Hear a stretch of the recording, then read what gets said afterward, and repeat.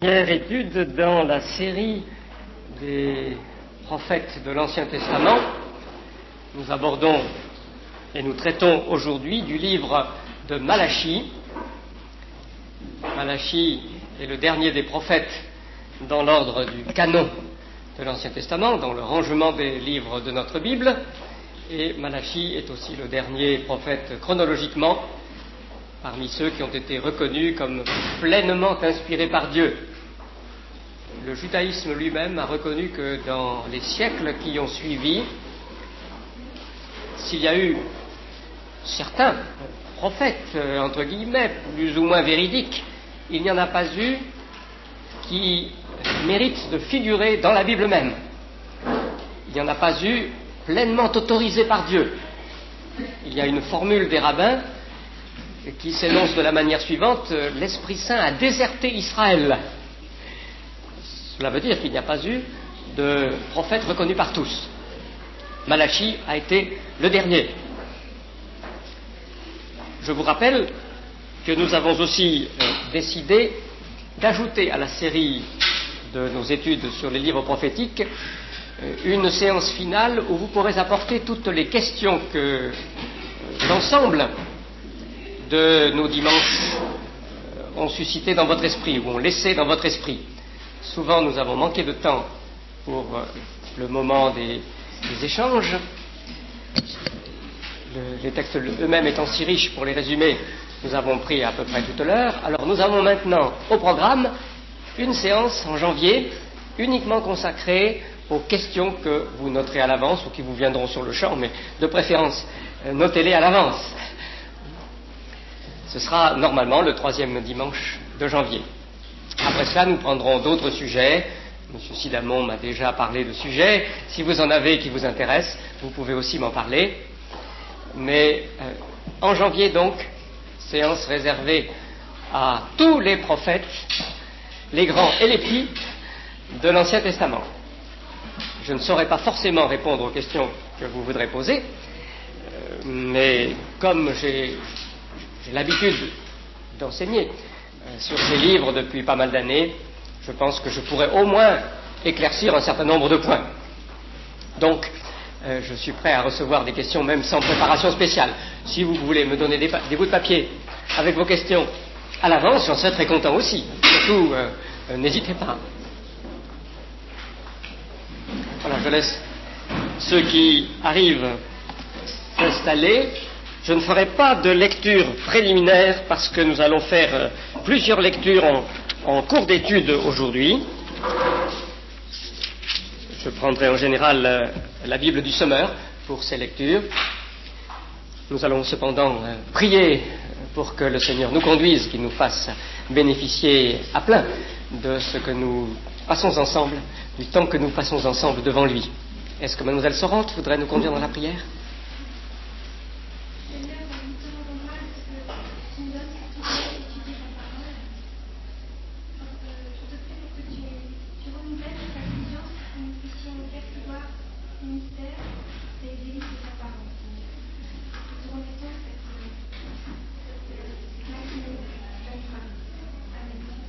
Amen.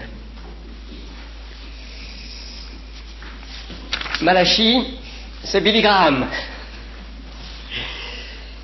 Malachie prêche comme un boxeur boxe. C'est un petit peu le style de Billy Graham. C'est pour ça que je dis Malachie, c'est Billy Graham en son siècle, qui est le 5e siècle avant Jésus-Christ. Malachie use d'un style extrêmement direct. C'est un prédicateur réaliste et qui ne cherche pas de circonlocution, qui appelle un chat, qui va très fort, direct du droit, direct du gauche. Malachie est un prophète qui polémique avec ses auditeurs. On peut dire que dans son livre, nous avons une succession de scènes d'affrontements directs entre le prophète et ses compatriotes, ses concitoyens peut-être, ça doit se passer à Jérusalem, en tout cas ses compatriotes dans le royaume de Juda. Il lance des arguments et il les reprend, et il répond, et voilà, c'est comme un match, comme un match de boxe. Il y a même plus que 5 de ces scènes, en particulier sous le 5e point, je pense qu'on peut en distinguer 2, peut-être même 3, de même pour ce que j'ai mis ici sous le 3e nom, parce que je vous ai mis le plan sur le tableau de papier, on peut dire qu'il y a deux affrontements dont les sujets sont liés, et peut-être même aussi pour le numéro 2. Donc ça fait toute une série, vous voyez, de scènes pugilastiques entre le prophète Malachi et les Judéens de son temps. On ne sait pas la date exacte, mais ça doit se tenir entre 450, peut-être 460 et 430 avant Jésus-Christ. Comment peut-on fixer une telle date?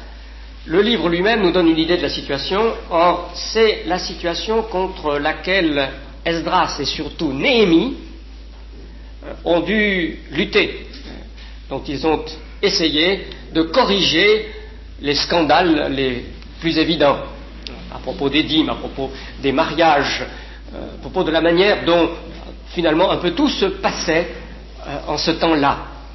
Vous vous rappelez qu'Esdras était un théologien, un scribe très, très érudit en matière biblique, et il a été envoyé pour faire certaines réformes déjà et pour prendre la mesure de la situation, pour enseigner la loi de Dieu.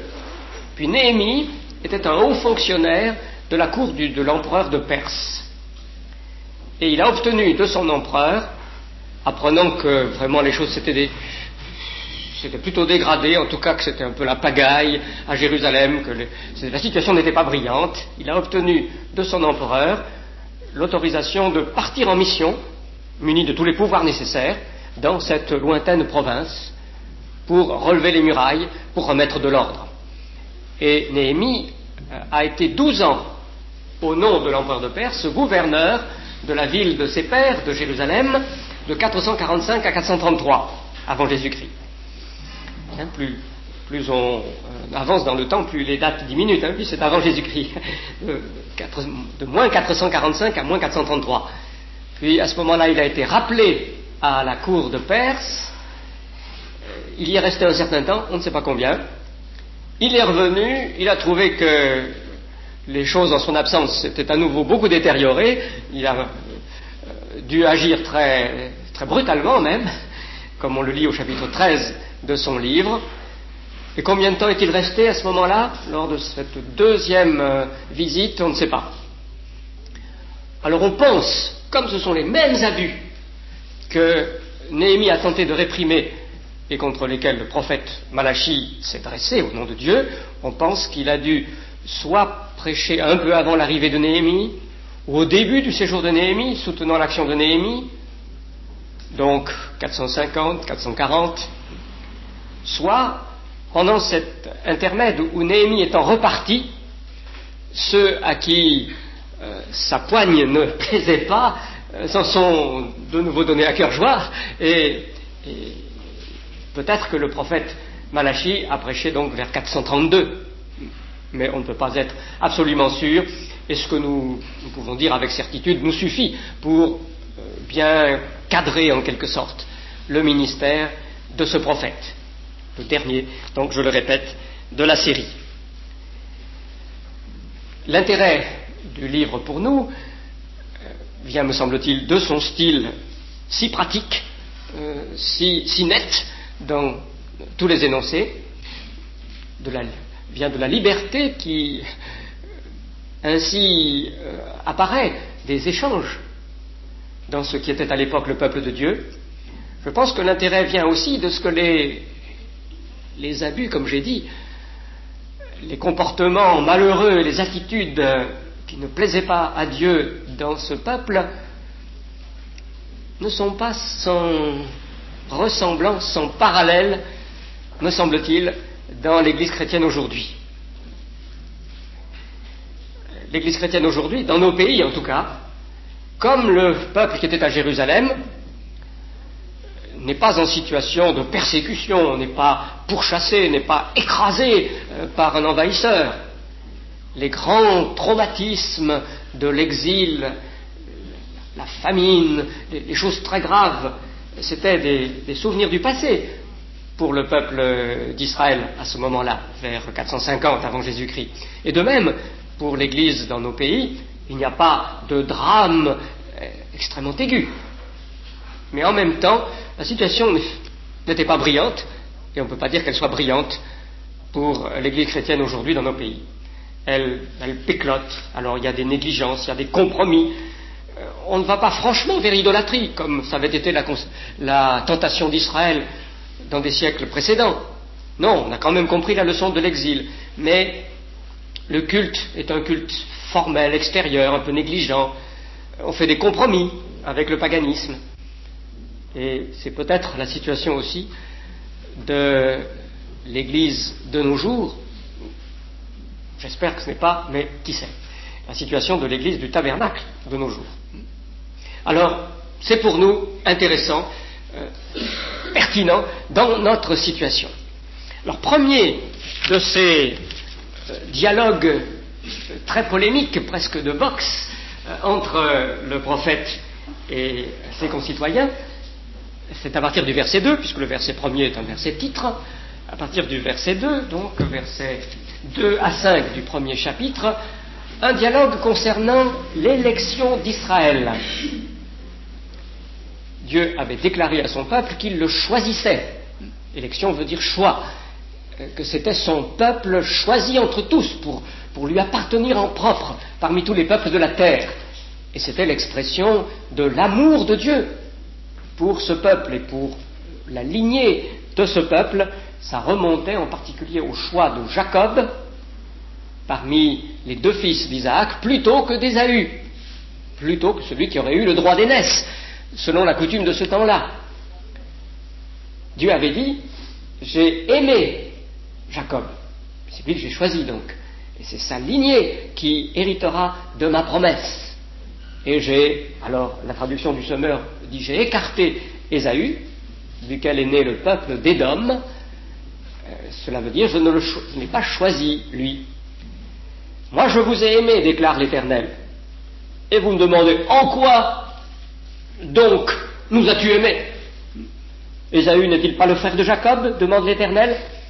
Or j'ai aimé Jacob et j'ai écarté Ésaü. J'ai fait de ces montagnes un pays désolé et j'ai livré son patrimoine aux chacals du désert. Édom peut bien dire nous avons été démolis, mais nous rebâtirons sur ce qui n'est plus que ruine. Mais le Seigneur des armées célestes déclare eux ils rebâtiront, moi je démolirai. On appellera à leur pays le territoire de la méchanceté, le peuple contre qui toujours l'Éternel sera en colère. Et vous le verrez de vos yeux et vous direz l'Éternel est très grand, même au-delà du territoire d'Israël. Vous voyez la bagarre? Il y a cette vérité qui est proclamée depuis le temps de Moïse et même avant. Dieu a choisi cette lignée, la lignée de Jacob, le peuple d'Israël, plutôt que la lignée d'Ésaü, le peuple d'Édom et d'autres. Mais les gens autour de Malachie disent ça nous fait une belle jambe qui nous est choisie. En fait, nous trimons tout le jour, la vie n'est pas drôle. En fait, qu'est-ce que c'est que cette élection?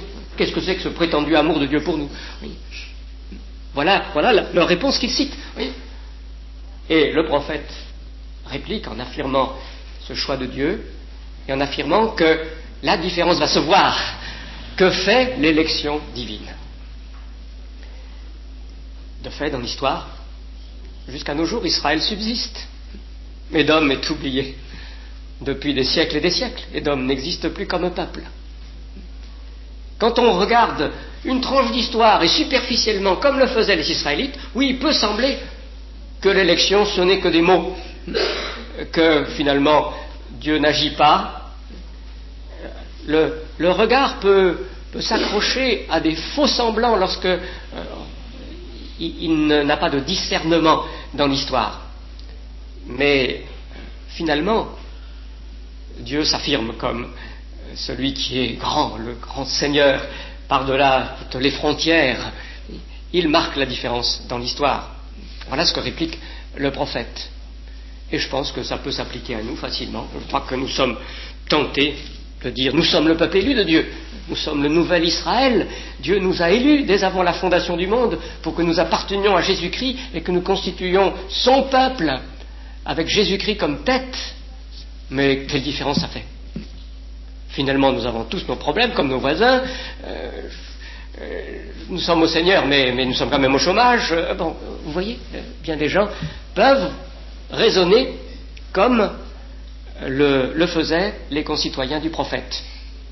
Et la même réponse est valable. Oui, à court terme, quand on voit les choses superficiellement, sans voir le tout, sans attendre, sans avoir la patience d'attendre, il peut sembler que l'élection divine n'est pas vraiment efficace. Mais attendons, le Seigneur, dans son amour souverain, j'ai aimé Jacob, j'ai aimé mon peuple que j'ai choisi, montre qu'en effet, il accomplit ses promesses. C'est le thème du premier face-à-face entre Malachie et ses concitoyens.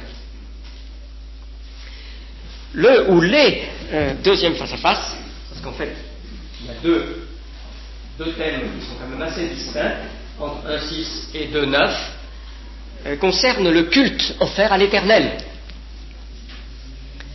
Le culte offert à Dieu, dans une première partie, celle qui se trouve au chapitre 1er, par les fidèles, par les adorateurs, et dans une deuxième partie, par les prêtres, ou parfois certains disent sacrificateurs, par ceux qui officient par ordre de Dieu dans le temple. Le prophète a ce même dialogue polémique maintenant avec les adorateurs d'une part, avec les prêtres d'autre part, sur la question du culte. Et alors, que dit-il d'abord aux adorateurs? De nouveau, il s'agit de plaintes que ces adorateurs font entendre à l'égard de l'Éternel. Le Seigneur des armées célestes s'adresse à vous, les prêtres, et puis les autres adorateurs. Un fils honore son père, un serviteur son maître.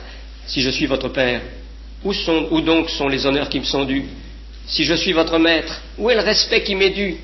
Vous qui me méprisez. Et puis vous demandez, en quoi t'avons-nous méprisé? Vous apportez sur mon autel des aliments impurs, et puis vous demandez, en quoi t'avons-nous profané? C'est en disant, la table de l'Éternel n'a guère d'importance. Quand pour le sacrifice vous venez présenter un animal aveugle, n'y a-t-il rien de mal? Quand vous présentez une bête éclopée ou un agneau malade, n'y a-t-il rien de mal? Offrez-le donc à votre gouverneur. Sera-t-il content de vous? Vous fera-t-il bon accueil? Dit l'Éternel, le Seigneur des armées célestes. Oui, c'est très clair. Hein? Oui, on offre un culte à l'Éternel, on lui offre des sacrifices, adorateurs et avec la complicité des prêtres. Mais Dieu a dit que les sacrifices, les bêtes qui lui étaient offertes devaient être sans défaut aucun. Or, que font les Israélites à l'époque? Quand ils ont une bête avec un défaut qu'ils ne pourront pas vendre bien cher à la foire, celui-là il sera assez bon pour la table du Seigneur, pour le sacrifice. Après tout, Dieu, qu'est-ce que ça peut lui faire, hein? Donc, nous pouvons donner le second choix au Seigneur. Et le prophète réplique qu'il s'agit d'un véritable mépris pour le Seigneur.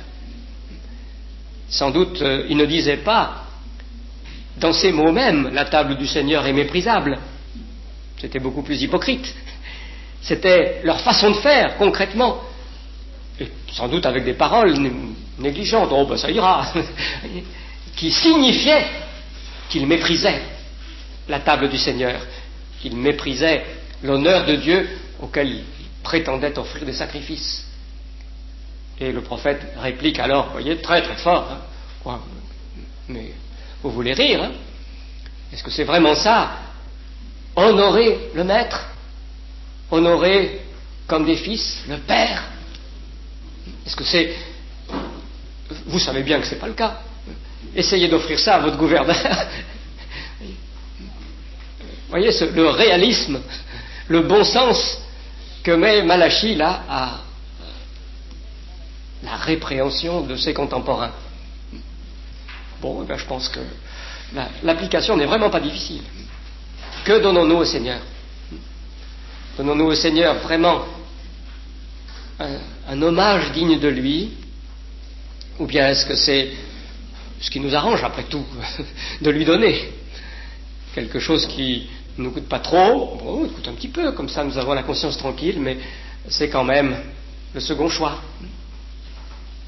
Et alors, en contraste avec cette conduite des Israélites de son temps, qu'il a autour de lui, le prophète dit au verset 11, « Car du soleil levant jusqu'au soleil couchant, ma renommée sera très grande au milieu des nations. Mon nom, ma renommée, sera très grande au milieu des nations, et partout, en tout lieu, de l'encens me sera offert, et des offrandes pures. Car parmi les nations, ma renommée sera très grande, dit l'Éternel, le Seigneur des armées célestes. » Que signifie ce verset? Il faut savoir qu'en hébreu, les verbes ne se conjuguent pas comme dans le système français, et que la même forme verbale peut être traduite au passé, au présent ou au futur. Alors cette forme verbale, dans d'autres versions, vous verrez qu'elle est traduite plutôt au présent. Mon nom est grand parmi les nations, on m'offre des offrandes pures. Alors certains ont cru que le prophète ici, au nom de l'Éternel, faisait honte aux Israélites en leur disant que dans d'autres religions, dans d'autres pays, on lui offrait des sacrifices meilleurs, qui étaient des offrandes pures, que l'on honorait ainsi son nom. Certains, donc, se basent sur ce verset pour avoir à l'égard des religions non chrétiennes une attitude favorable en disant, vous voyez, Malachie 1:11 nous dit que Dieu peut apprécier des sacrifices qui lui sont offerts dans les nations, et à l'époque elles étaient toutes païennes, avec donc même son nom qui est par là honoré. Je ne vais pas entrer dans le débat des arguments en détail, dans ces séances nous ne pouvons pas, mais je vous assure qu'à mon avis, il n'y a aucun fondement sérieux à cette façon de comprendre le texte. Ça a été démontré en particulier par une spécialiste en Grande-Bretagne, Mademoiselle Baldwin, dans un article consacré spécialement à ce sujet, un article très érudit. Je crois qu'il n'est pas question d'admettre cela. Comme les pères de l'Église, d'ailleurs, au IIe siècle l'avaient bien compris, c'est une prophétie. Et la Bible du Semeur a très bien fait de traduire au futur. C'est une prophétie, et une prophétie de quoi? Mais une prophétie de l'Église.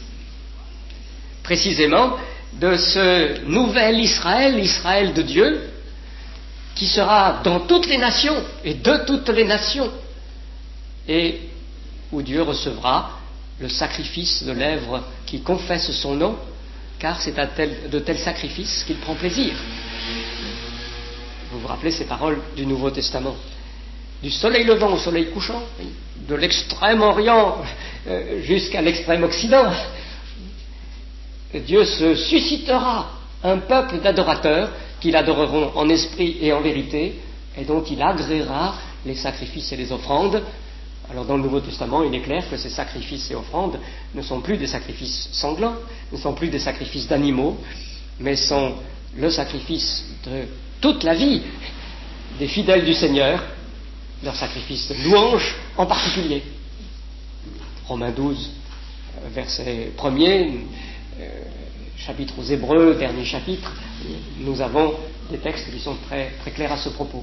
Donc c'est une prophétie qui nous concerne, mais la grande question c'est de savoir si le nouvel Israël est vraiment resté fidèle à cette prédiction, ou bien s'il retombe dans les ornières du vieil Israël avec son culte négligent, simplement extérieur, que dénonçait le prophète. La tentation est toujours là. Ce n'est pas parce que nous sommes le nouvel Israël que nous sommes à l'abri. Nous risquons de retomber. Et donc c'est un appel pour chacun de nous. Après ça, c'est plus spécialement aux prêtres. Bon, les prêtres étaient déjà en cause, parce que c'était avec leur complicité qu'on offrait ces bêtes qu'ils auraient dû refuser. Mais après ça, c'est spécialement aux prêtres, au chapitre 2, et pas tellement dans leur rôle sacrificiel que dans leur rôle d'enseignement. Ils sont pris à partie parce que dans l'enseignement, ils n'ont pas agit selon la volonté de Dieu. Maintenant, c'est à vous, prêtres, que s'adresse cet avertissement. Chapitre 2. Si vous n'écoutez pas, si vous ne prenez pas à cœur de m'honorer, dit l'Éternel, le Seigneur des armées célestes, alors j'enverrai la malédiction contre vous. Et vos bénédictions, j'en ferai des malédictions. Oui, j'en fais des malédictions, car aucun parmi vous ne prend à cœur de m'honorer. Autrefois, Dieu avait fait alliance avec l'ancêtre des prêtres, avec Lévi. Et Lévi avait accompli sa mission correctement. Le verset 7 précise cette mission. Le prêtre doit s'attacher à enseigner la connaissance. C'est vers lui que l'on vient pour recevoir l'enseignement. Il est le messager du Seigneur des armées célestes. Mais vous vous êtes écartés du bon chemin. Par votre enseignement, vous avez fait tomber beaucoup de gens dans le péché. Oui, vous avez rompu l'alliance avec Lévi, déclare le Seigneur des armées célestes. Alors de mon côté, je vous ai livré au mépris et au dédain de tout le peuple, puisque vous ne suivez pas les voies que j'ai prescrites et que vous avez montré de la partialité quand vous donnez des instructions. C'est très clair, hein, mais de nouveau, pas besoin de faire de petits dessins pour expliquer le sens de ces termes, mais de nouveau, quelle actualité! C'est solennel pour un enseignant comme je suis, hein, parce que nous n'avons plus de prêtres spécialisés dans l'Église chrétienne du Nouveau Testament. Qu'est-ce qui a la sonnerie là? Ah voilà, d'accord. Nous n'avons plus de prêtres, mais les serviteurs de la parole, quant à l'enseignement, reprennent le rôle des prêtres. Le Nouveau Testament nous montre bien qu'il y a toujours des hommes et des femmes qui sont spécialement consacrés à l'office d'enseignement d'après la volonté de Dieu au sein de son peuple. Et donc, ce qui est dit ici peut s'appliquer aussi. Or, combien d'enseignants, de théologiens, qui précisément, par un enseignement qui s'éloigne de la Bible, un enseignement très souvent permissif, faussé, qui font tomber les gens dans le péché, qui fausse l'expression de la volonté de Dieu. Nous voyons à quel point Dieu considère que c'est sérieux. C'est pas, les questions de doctrine, on n'a pas besoin de s'en occuper. Les questions de doctrine, c'est pour des Byzantins qui coupent des cheveux en quatre, mais ce qui est important, c'est qu'on se sente bien. Hein. Vous voyez à quel point Dieu considère que l'enseignement doit être selon sa révélation, de manière droite et pure. Voilà donc j'ai mis comme deuxième partie sur ce tableau, et en fait il y avait deux face à face dans ce morceau, mais autour du même sujet. De même, il y a deux face à face, mais très proches l'un de l'autre, dans la troisième section qui tourne autour de la question du mariage. Et pour retrouver le thème de l'amour dans toutes les sections, je dis en fait sur le culte qu'il s'agit de l'amour qui manque, l'amour pour l'Éternel, qui devrait animer le culte et qui manque parmi les Israélites et les prêtres. Dans le passage qui concerne le mariage, c'est l'amour qui manque pour l'épouse. Épousée dans la jeunesse en particulier, l'épouse de ta jeunesse, comme dit le texte. Alors dans les conditions sociales de l'époque, ça ne jouait pratiquement, à cause de la liberté que seul possédait le mari, dans le sens donc mari par rapport à la femme. Je pense qu'on peut dire que dans notre société, il y a la réciproque. Et donc les choses pourraient être prises en sens inverse de l'épouse à l'égard de l'époux. Premier point, ce qui concerne des mariages mixtes, des mariages avec des femmes étrangères. C'est du verset 10 au verset 12 de cette partie-là, donc au chapitre 2. Ne sommes-nous pas tous enfants d'un Père unique? N'avons-nous pas été créés par un seul Dieu? Dieu en position de Père, là, et accent sur unique. Comment donc pouvons-nous agir avec traîtrise, chacun envers son compatriote, et profaner ainsi l'alliance conclue avec nos pères? Judas a profané le sanctuaire de l'Éternel, le lieu qu'il affectionne, en épousant des femmes adorant des dieux étrangers. C'est bien ça ce que ça veut dire. Littéralement, c'est la fille d'un dieu étranger. Mais ça veut dire des filles qui viennent de peuples soumises à des dieux étrangers et qui continue de leur être attaché. Que l'Éternel retranche à ceux qui agissent ainsi, enfants et descendants, etc. Ce que le prophète réprime ici, c'est la transgression de la loi qui avait bien dit « Vous n'épouserez pas des filles du pays, des filles de toutes ces peuplades qui vous entraîneraient fatalement dans leur religion idolâtre. Vous ne pouvez pas tolérer de pareilles choses. » Mais dans cet Israël revenu de l'exil, réinstallé et un peu morose, c'est ce qui se produisait. Ce qui s'était produit même dans la famille du grand prêtre. C'est ce qui nous est dit au chapitre 13 du livre de Néhémie. C'est contre cela que Néhémie a agi quand il est venu la deuxième fois, comme je l'ai signalé tout à l'heure. Donc ces mariages contraires à la volonté de Dieu, mariage de compromis, donc ils ne devenaient pas idolâtres eux-mêmes, mais comme Salomon, le grand Salomon lui-même, l'avait fait, ils pensaient que c'était leur femme, c'était pas eux, donc ils pouvaient quand même épouser des femmes étrangères. Néhémie rappelle que l'exemple de Salomon a été un exemple funeste, que Dieu ne l'a pas approuvé. Il le dit dans son discours indigné du chapitre 13 de son livre. Donc ça, c'est le premier comportement que dénonce Malachie.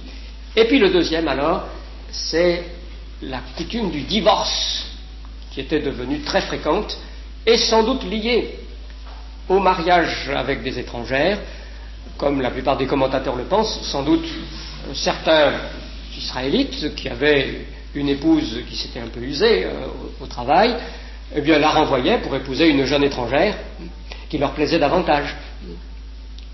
Donc les deux sujets sont extrêmement proches dans ce passage. Voici une autre faute que vous avez commise, je lis au verset 13. Vous inondez de larmes l'autel de l'Éternel, vous le couvrez de pleurs et de gémissements, parce que l'Éternel ne fait plus aucun cas de toutes vos offrandes et qu'il n'accepte plus de recevoir de vous ce que vous présentez.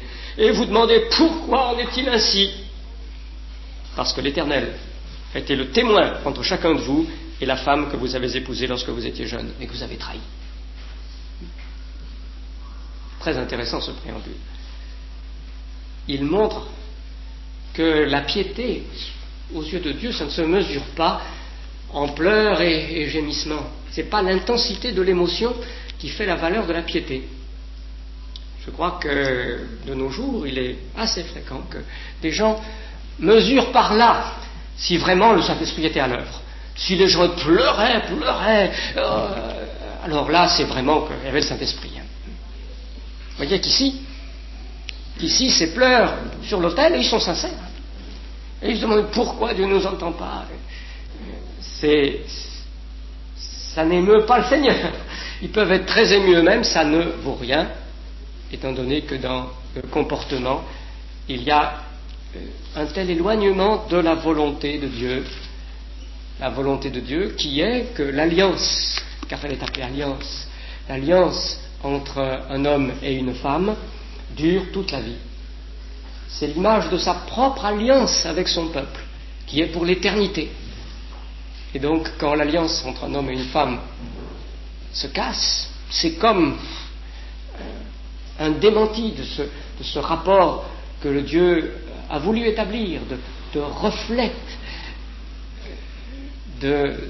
d'image et ressemblance entre le modèle divin et puis la réalité humaine. Et Dieu y va très très fort.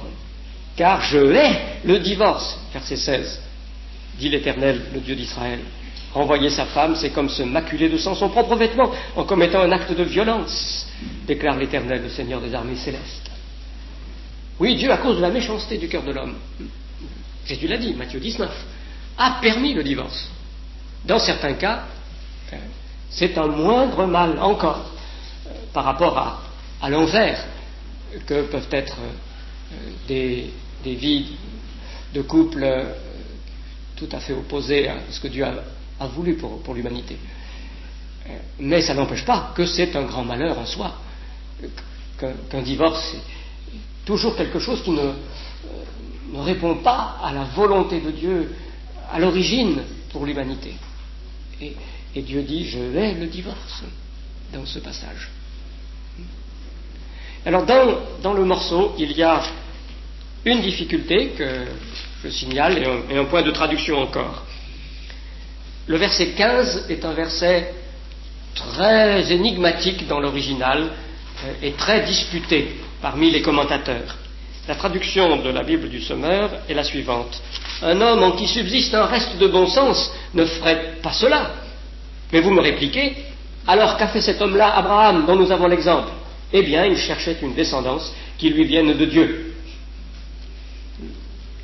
Donc, cette traduction, qui est une traduction l'interprétation que certains rabbins avaient aussi admise, suppose toujours ce dialogue entre le prophète et ceux qui sont devant lui, et l'objection.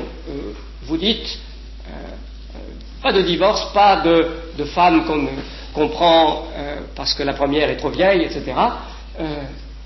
Eh bien, mais il y en a un qui l'a fait, et puis c'est notre père à tous, que tout le monde admire, c'est Abraham.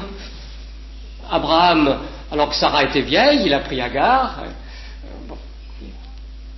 Voilà l'objection que certains envisagent, et alors d'après cette interprétation, donc le prophète dit, il n'y en a pas un qui fait ça avec un reste de bon sens, alors objection, il y en a un, oui, il y en a un, mais lui, il cherchait une postérité, une descendance qui lui vienne de Dieu. Il voulait que la promesse d'avoir un descendant se réalise, alors comme Sarah était stérile, donc il a accepté d'aller avec Agar.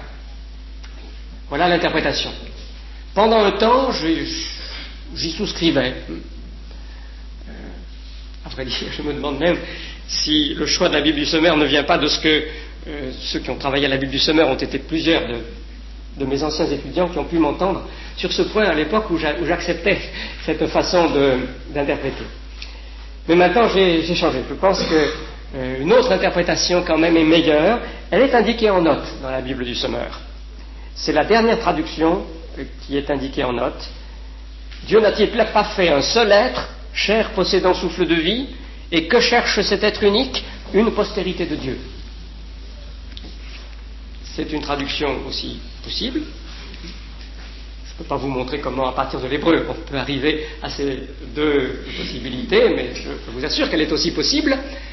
Et finalement, elle me semble meilleure. C'est une référence à la volonté de Dieu en Genèse 1 et 2.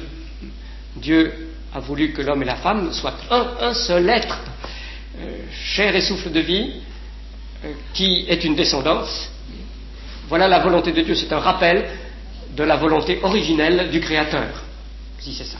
Alors à l'heure actuelle, je penche plutôt sur cette deuxième interprétation, ou vers cette deuxième interprétation, parce que la première est difficile. Abraham n'a pas répudié Sarah. En tout cas, il n'a pas répudié. Or, c'est dans le morceau qui concerne plutôt la répudiation, le divorce. Il n'a pas divorcé avec Sarah. Et si il a pris Agar, c'était la servante de Sarah et à l'instigation de Sarah. Alors on peut difficilement dire qu'il a trahi Sarah. Donc, vous voyez, ça ne colle quand même pas très bien. Ou bien si on dit que c'est Agar qui l'a répudié, parce qu'il l'a renvoyé Agar, après, sur l'insistance de Sarah, et aussi avec l'autorisation de Dieu. S'il a renvoyé Agar, on ne peut pas dire que c'était la femme de sa jeunesse, puisque elle n'a pas été vraiment sa femme, elle a été une concubine au nom de sa femme, selon une coutume d'ailleurs qui était attestée dans le temps, et puis c'était pas de sa jeunesse. Alors donc, je pense que ça ne colle pas vraiment. C'est pour ça que je pense au bout du compte que la deuxième interprétation est meilleure. L'autre point concerne la formule qui revient, dans lequel subsiste un reste de bon sens. Verset 15, restez donc dans votre bon sens et ne trahissez pas la femme de votre jeunesse. Et encore à la fin du verset 16, restez donc dans votre bon sens et n'agissez pas en traître. Le mot qui est traduit bon sens dans la Bible du Semeur, c'est le mot qui est habituellement traduit esprit. Esprit de Dieu, esprit de l'homme. Et bien que l'esprit inclue l'intelligence, que ce soit un sens du mot esprit dans la Bible, ça je le maintiens, je pense quand même que la traduction bon sens ne convient pas très bien. L'esprit a des connotations de puissance, même lorsqu'il s'agit de l'esprit de l'homme. C'est cette espèce de force intérieure qui anime sa personnalité, sa pensée, c'est pour ça que c'est aussi l'intelligence, mais aussi ses fortes émotions. La colère est parfois évoquée simplement avec ce mot. Calmer sa colère, c'est calmer l'esprit. Donc ça suggère les impulsions fortes, les émotions dominantes, comme les pensées qui dirigent la personnalité. Et littéralement, c'est pas rester dans, c'est veiller sur, faites attention à. Donc je crois que ce qui est traduit dans la Bible du Sommeur, restez donc dans votre bon sens, c'est plutôt veiller à cette force intérieure qui vous anime, à vos pulsions, si vous voulez, à vos émotions, à vos pensées. Pour rester fidèle à la femme de votre jeunesse, maîtrisez-vous, cultivez la maîtrise des pensées et des sentiments. Je pense que c'est ça qui est en fait en cause dans ce passage. Et de nouveau, ça s'applique très bien. Ensuite, alors, je continue. Section suivante, sur le jour attendu. Là, l'objection, les arguments contraires des contemporains du prophète est très très clair. Vous lassez l'Éternel par vos discours et puis vous demandez en quoi te lassons-nous? C'est parce que vous dites quiconque fait le mal est bien vu de l'Éternel, il a plaisir à ces gens-là, ou bien encore où est le Dieu de la justice? Nous voyons très bien le tableau, c'est tout à fait actuel. Des gens qui disent en fait les méchants ils s'en mettent plein les poches, tout va bien, Dieu s'en occupe pas. Où est le Dieu de justice? S'il y avait un Dieu, ça ne se passerait pas comme ça. Ils se plaignent que Dieu tolère l'injustice, ne fasse rien. Et le jour qui a été annoncé, il ne vient pas. Et alors là, le prophète réplique en annonçant précisément la venue du jour où Dieu réglera ses comptes, où Dieu manifestera sa justice, où il s'en prendra à tous ceux qui font le mal. Et en 3 versets 5, c'est particulièrement net. Je viens à vous en vue du jugement, je me hâterai d'être un témoin à charge contre les magiciens, contre les adultères, contre les parjures, contre ceux qui dépouillent l'ouvrier de son gain, contre ceux qui oppriment la veuve et l'orphelin, contre ceux qui violent le droit de l'immigré, ceux qui ne me respectent pas, dit l'Éternel, le Seigneur des armées célestes. Vous remarquez les péchés qui sont mentionnés ici? Vraiment, je crois que par rapport à la chrétienté d'aujourd'hui, vraiment, ça s'applique très bien. C'est pas les péchés peut-être les plus énormes, les plus atroces, c'est pas Hitler ou Staline, mais ceux qui trafiquent un peu avec l'occultisme, qui font un peu d'astrologie, mélangeant ça avec peut-être leur culte, les adultères, les parjures, ceux qui disent quelque chose et puis qui ont menti, qui ne font pas, qui dépouillent l'ouvrier de son gain. Les patrons, ils ne sont pas équitables dans les rémunérations, ceux qui oppriment la veuve et l'orphelin, qui profitent de la situation de ceux qui sont socialement démunis, qui violent le droit de l'immigré. Dieu va tirer justice. Puis d'autre part alors, pour ses fidèles, ceux qui veulent quand même le servir, que va-t-il faire? Ce ne sera pas si facile quand même pour eux. Ils vont devoir être purifiés, car l'amour de Dieu est comme un feu dévorant.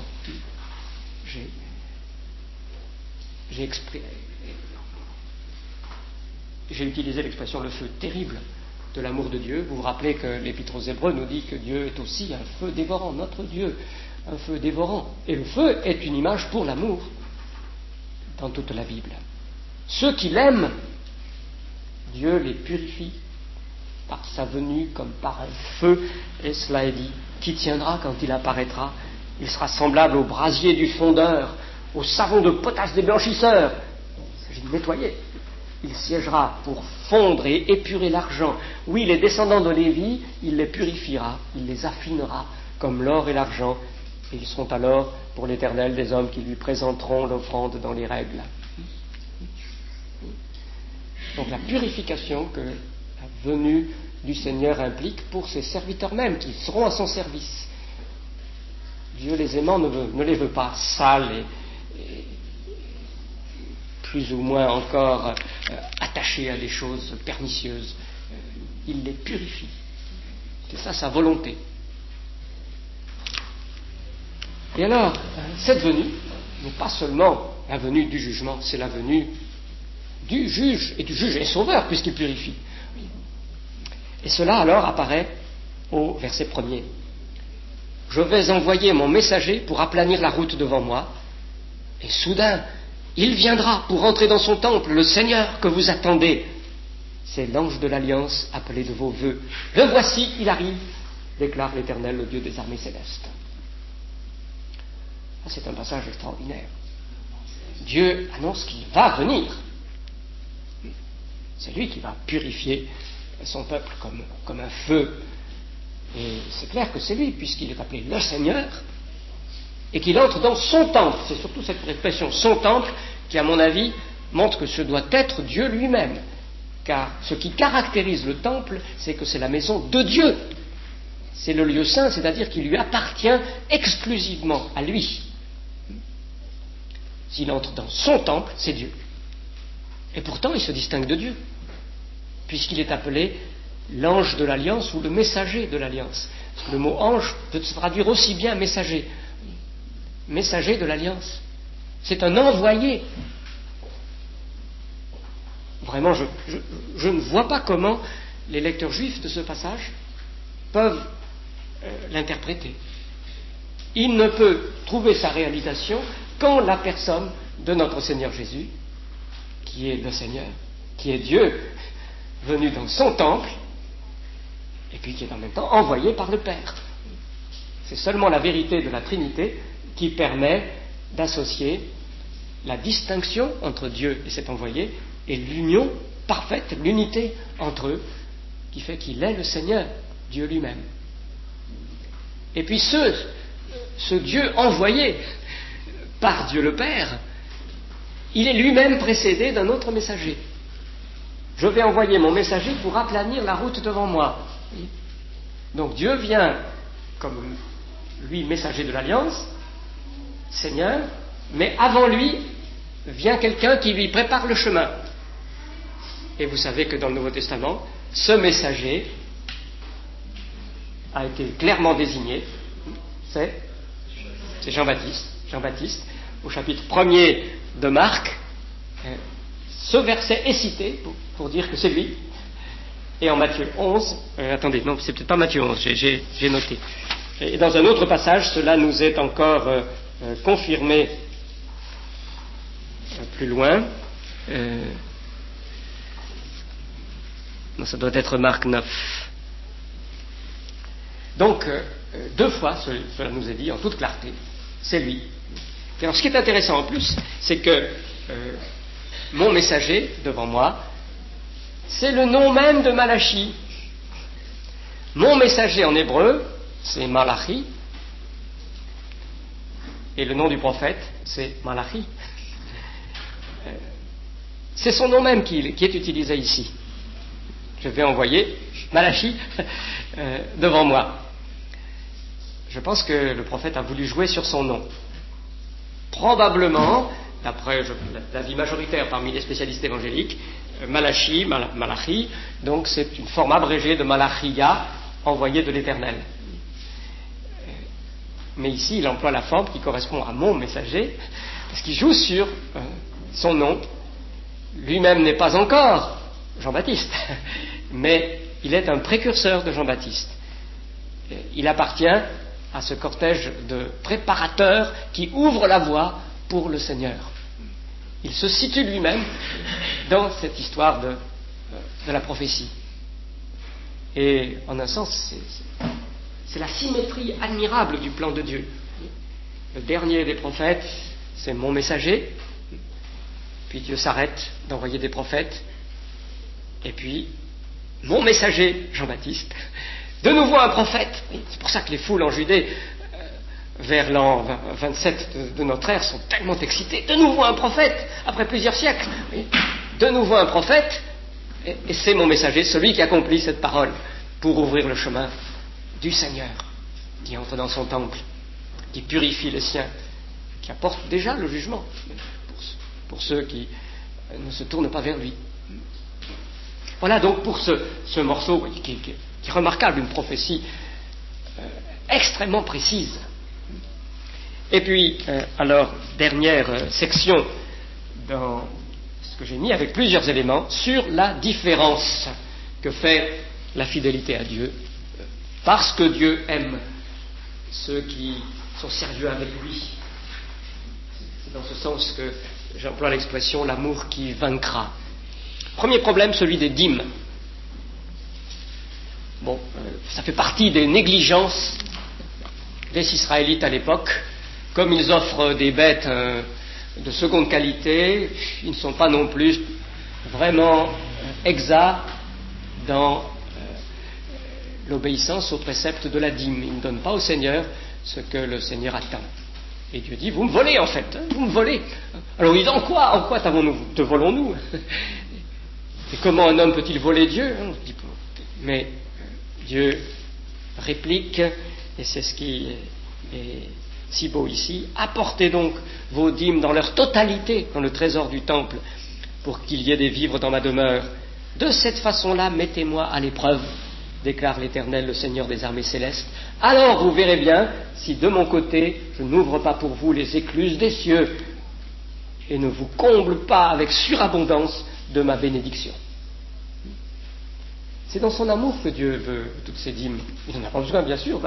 De ce point de vue-là, les moqueurs ont raison, il n'en a pas besoin, mais il le dit lui-même. Mais c'est parce que c'est pour lui le moyen d'ouvrir les écluses des cieux. C'est parce que si les gens sont sérieux avec lui, alors il peut, comme il le désire dans son amour, déverser avec surabondance la bénédiction. C'est là ce qui ressort de ce passage.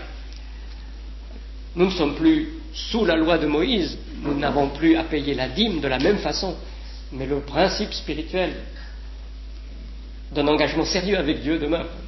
Et ce désir de Dieu de déverser la bénédiction sur ceux qui marchent avec sérieux avec lui.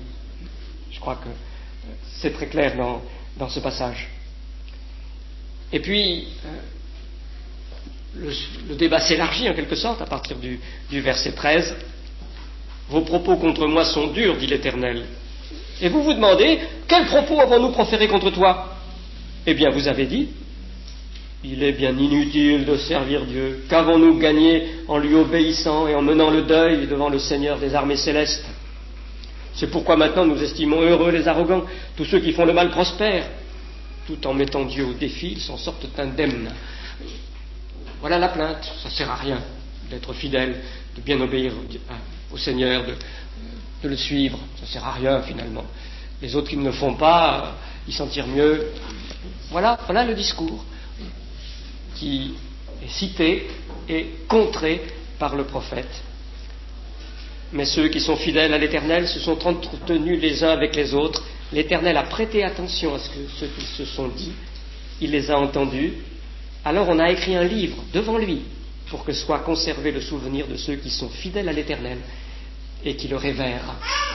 Il y en a quand même qui ne se laissent pas gagner, qui tiennent bon, qui résistent à la tentation de découragement, d'amertume, d'incrédulité.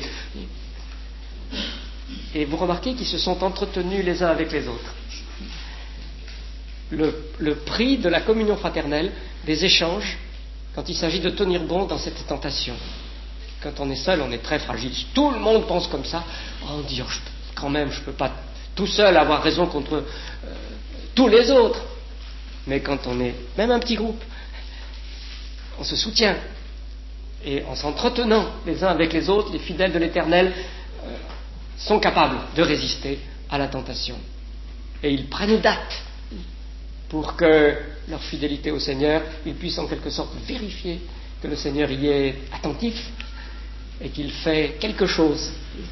C'est ce qu'il promet ensuite. Au jour où j'agirai, dit le Seigneur, dit l'Éternel, le Seigneur des armées célestes, ces gens seront pour moi un trésor précieux.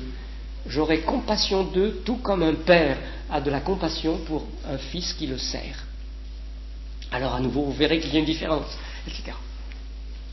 Texte très beau qui nous montre à nouveau que ce n'est pas une affaire d'abord de loi. Dieu n'a pas un intérêt à ce que nous soyons obéissants. C'est son amour c'est sa compassion de père pour les fils et les filles.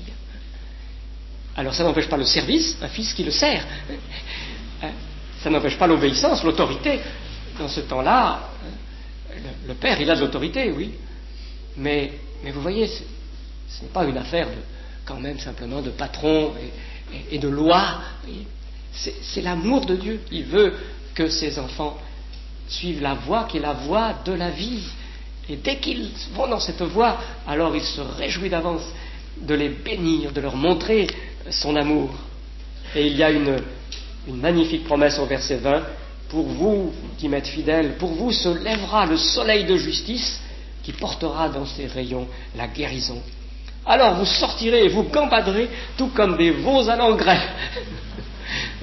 Une image qui est originale, qui n'est pas habituelle dans l'Écriture, pour indiquer la joie des fidèles. Lorsque Dieu se révèle, lorsque Dieu peut accomplir ses promesses, comme les rayons d'un soleil printanier, le soleil de justice, et puis la liberté des enfants de Dieu. Vous voyez comment ces choses-là sont dites. Mais il faut être sérieux avec le Seigneur, et c'est ce que rappellent les tout derniers versets du livre. Rappelez-vous la loi de Moïse, mon serviteur, à qui j'ai prescrit en Horeb des ordonnances et des lois pour tout le peuple d'Israël. Voici, je vous envoie Élie le prophète avant que le jour de l'Éternel arrive, ce jour grand et terrible. Il tournera le cœur des pères vers leurs fils et des fils vers leurs pères, de peur que je ne vienne pour frapper le pays et me le vouer tout entier, vouer par interdit. C'est le rappel donc des exigences de Dieu. Ce n'est pas un amour à bon marché, d'une vague indulgence que le sien, et c'est le rappel d'un messager qui le précède, lui. Il est appelé Élie. C'est un nouvel Élie, bien sûr. C'est pas Élie en personne, pas du tout la pensée de la Bible que les personnes individuelles elles-mêmes reviennent, mais il y a le nouveau David, il y a le nouvel Élie, le nouveau Salomon. Là, c'est le nouvel Élie. C'est pas Élie le Tishbite, comme certains commentateurs ont remarqué, c'est un Élie. Et de nouveau, le Nouveau Testament nous dit clairement que ça a été Jean-Baptiste. Vous voyez, cette promesse à la fin du livre correspond à celle du début du chapitre 3. C'est le messager devant Dieu qui prépare le chemin devant lui, et c'est Jean-Baptiste qui a rempli ce rôle. Certains chrétiens, mais je crois par erreur, ont imaginé qu'Élie devait encore revenir, et même Élie en personne, à cause de cette parole. Je crois que si on lit les versets du Nouveau Testament qui traitent de ce point, il faut écarter cette interprétation. J'ai même l'intention d'écrire un petit article dans Fac Réflexion dans les mois qui viennent sur ce sujet précis, parce que l'idée fausse circule encore. Mais donc maintenant je n'entre pas dans le détail, c'est la fin de notre moment ensemble. L'important, me semble-t-il, pour résumer une dernière fois, c'est de se rappeler la force de l'amour de Dieu. Cet amour exigeant comme un feu, et le sérieux, du coup, qui nous est demandé dans l'engagement avec lui. Voilà donc un coup d'œil sur ce livre très intéressant, dans sa rugosité même, de Malachie. S'il y a une ou deux questions juste maintenant, je peux essayer d'y répondre. Mais, oui, au niveau du biographie, j'ai pas mal travaillé sur Malachie il y a juste quelques années, parce que j'avais fait une série à Londres sur le sujet. Alors j'ai effectivement des livres à signaler. Il y a le commentaire de Mademoiselle Baldwin que j'ai mentionné oralement tout à l'heure. Est-ce qu'il a été traduit chez Satan? Je ne me rappelle pas, mon fils n'est pas là pour le dire. C'est dans la série dont Satan a publié un certain nombre de titres. C'est peut-être d'ailleurs que notre faculté va reprendre ces titres maintenant que Satan n'existe plus. Ça c'est encore à voir, à négocier. Donc son commentaire, mais c'est en anglais, en tout cas dans ce que j'ai moi à la maison. Je ne sais pas si ça a été traduit en français. Oui, c'est récent, ah oui, c'est de 6-7 ans, ce sont des commentaires récents dont je parle. Alors j'ai aussi ici mes notes prises d'un commentaire de Walter Kaiser,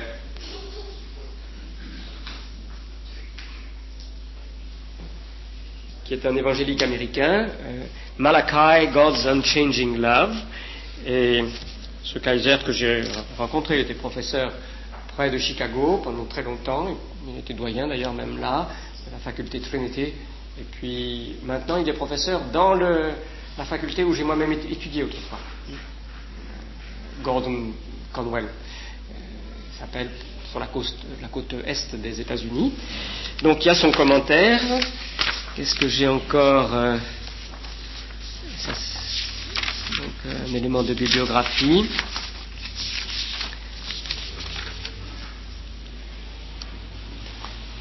J'en ai utilisé un autre dans la série New International Commentary on the Old Testament. Non, j'ai peut-être pas là le nom de celui qui a écrit, mais il en existe un. C'est pas seulement sur Malachie, c'est sur les prophètes de la Restauration. J'ai utilisé aussi Jones, c'est pas un commentaire strictement évangélique.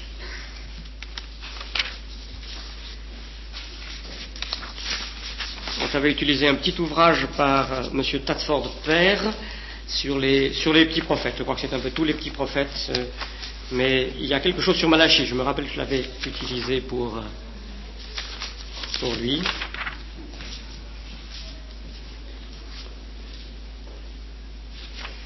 Alors en français, il y avait des commentaires qui ne sont pas spécialement évangéliques, mais qui peuvent être utiles quand même. C'est Vuillemier qui a écrit sur Malachie dans le commentaire de la Chauniesley. Voilà, donc une réponse à cette question précise. Oui. S'il n'y a pas d'autres questions, je crois que c'est juste la fin de l'heure, donc c'est bon, si vous êtes d'accord.